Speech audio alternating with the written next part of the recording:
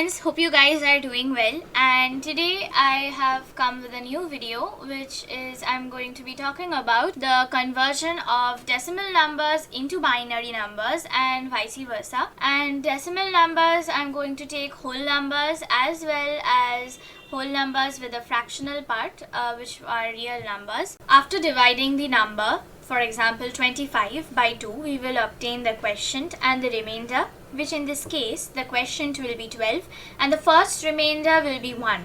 Now this remainder will be our least significant bit, which is the LSB, which we will put to the rightmost of our binary number, which I will get into later.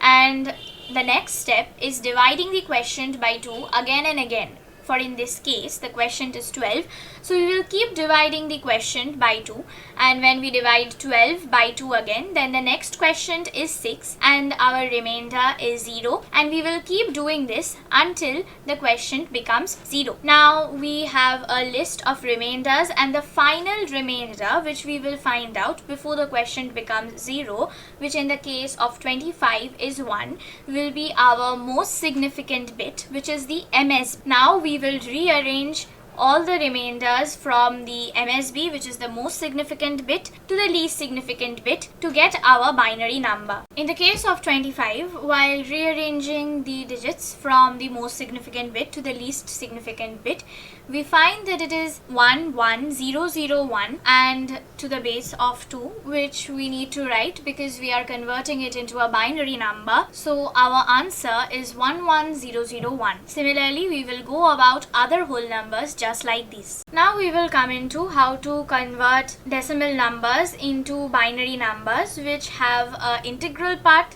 as well as a fractional part. The example we will be taking is 85.27 to the base 10, and for the integral part we will go about the process which we did for the 25, which is conversion of binary number of whole numbers, and the 85 we are going to be dividing by 2, and we are going to be dividing the quotient by 2, and we are going to get the remainders, and we are going to find the integral part, binary part. Now coming to the fractional part, how will we go about that? For the fractional part, we will first multiply the fractional decimal number by 2, because 2 is the base of the binary value, and we will use this fractional part of the resultant decimal number and again multiply it by 2. For example, in this the fractional part is 0.27, and first I multiplied 0.27 with 2 and I got 0.54.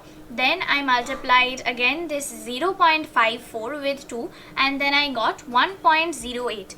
Now the integer value of the products that we get, for example, first we got the 0.54, so the integer value is 0, which we will carry for our binary number. So first we will have a 0, and then after we have 1.08, so the next binary number will be 1, and we will repeat this step and keep on multiplying by 2, and if we have an integer value as 1, before multiplying the next digit by 2, we will remove the integer part and only multiply the fractional part with 2. For example, in 1.08, we are not in the next step multiplying 1.08 with 2, but we are actually multiplying 0.08 with 2 and continuing the process.